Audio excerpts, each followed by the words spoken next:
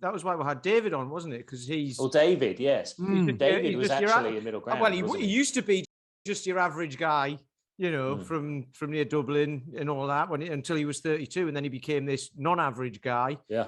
But he's not been in this world very long.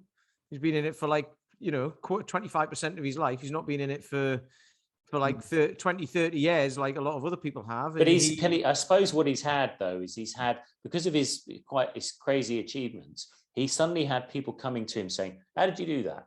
And then I bet he went, "Oh God, I've got to be able to tell them how to do it. I was just doing it."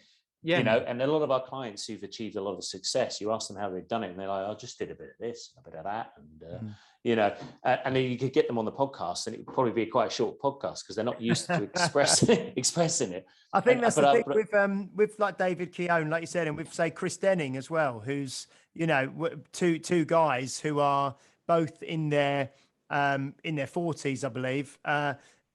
Normal guys who are just love training and easy conversational kind of style. So yeah, no, it's the thing is, though, I think that's what we are. I mean, James has been in the industry longer than myself and Paul. But I mean, we've been in it for a fair while now. I was thinking about it the other day, and I've been, I think I'm coming up to 8 years, which isn't a small amount of time.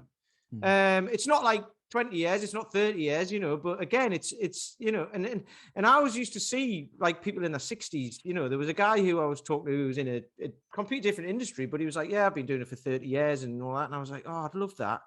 But actually, by the time I'm 60, I'll have been doing it for nearly 30 years. So that's really good, and it's never too late to start, because if you live for another 30 years, you're going to learn for another 30 years, right?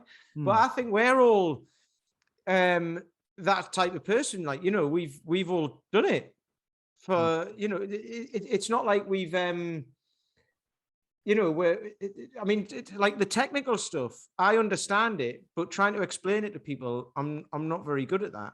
But fortunately, the guys who are trained, I don't need to be able to explain it that technically. I just need to get them to understand sometimes why something works, but not to the nth degree. It's just like, this is all you need to know. And if you want to know more, go and listen to the podcast, It's rare that you need to with most people, even athletes, I suspect. You kind of just like, mate, you just need to do this, do that, and give them, those simple cues.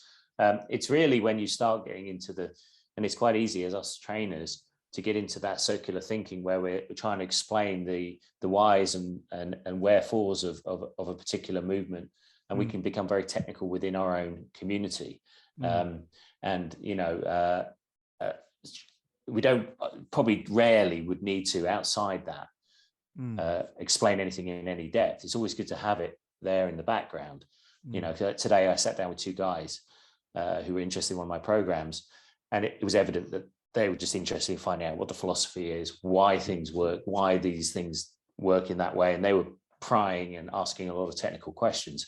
So obviously, having done a lot of this thinking and being on this podcast and expressing things, I was quite good at just saying, okay, that's why we do things. This is why this is. But most people just sit there saying, I don't feel good, want to lose some weight. You sure this is going to work? Okay, what do we do next? Okay, you just show up to a class. That's why the Herinda podcast was really good. And the Billy one as well.